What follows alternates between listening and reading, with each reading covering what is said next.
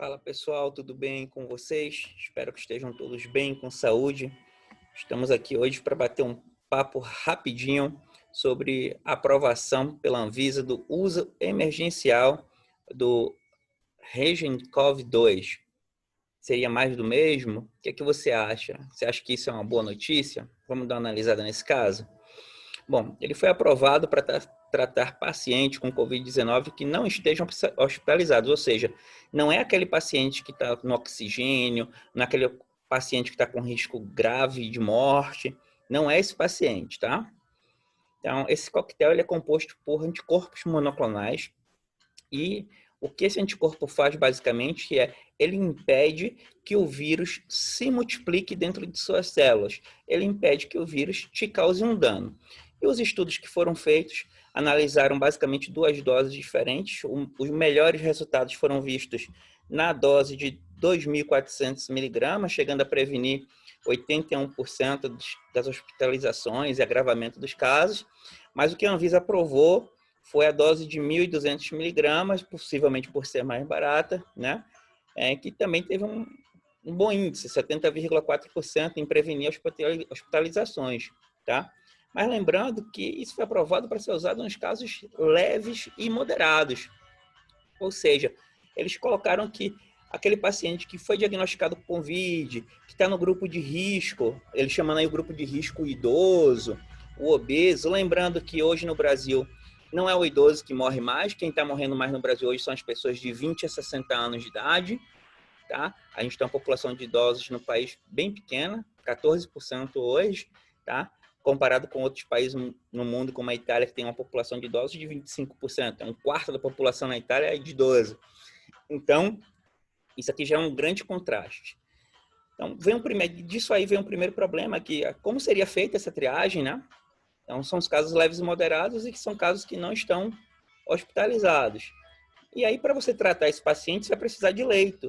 Você vai botar um paciente com Covid no leito com outras pessoas? Não vai. A gente tem um sistema hospitalar hoje abarrotado de casos de Covid, né? Então, a gente não pode misturar isso. Como é que vai fazer isso?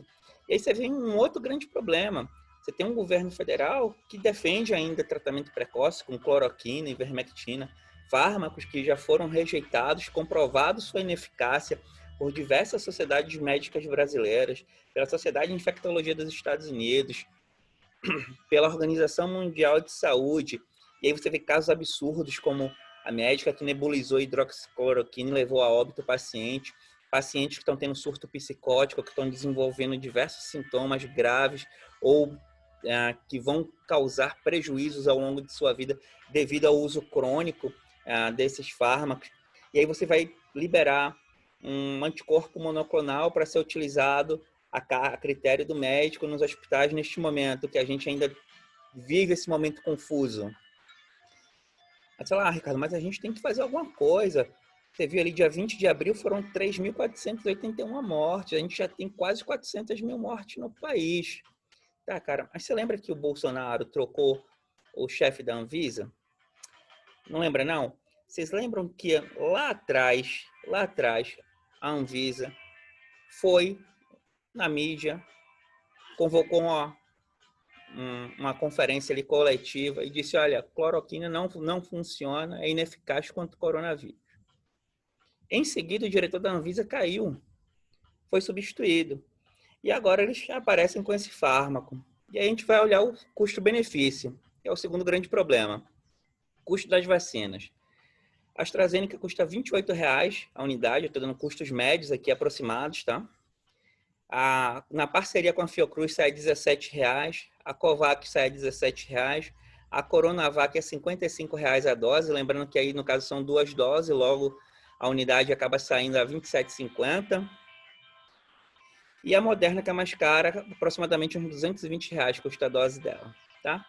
Mas e aí, você sabe o custo desse fármaco que não é para paciente grave, não é para paciente que está ali entre a vida e a morte, é para o paciente do caso leve que foi identificado, que além do problema da triagem, dizer para quem eu vou dar, né? Porque não vai ter para todo mundo.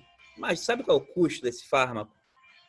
Para a dose de 2.400 miligramas é aproximadamente R$12.000, sem eu colocar taxas e impostos de importação.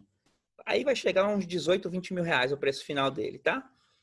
E na dose de 1.200 miligramas, que foi aprovada para utilização aqui no nosso país pela Anvisa, 6 mil reais a dose. Vai chegar em um preço final talvez de 10, 12 mil reais a dose, tá?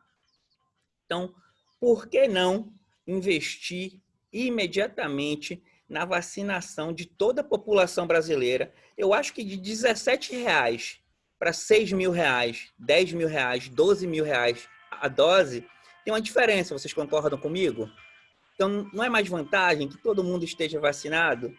Como é que a gente quer falar em volta à aula, gente?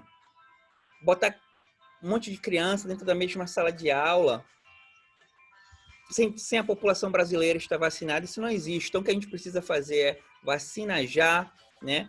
Ter governantes e apoiar governantes no futuro que acreditem na ciência, porque a gente não pode passar pelo desastre que a gente está vivendo novamente, em hipótese alguma.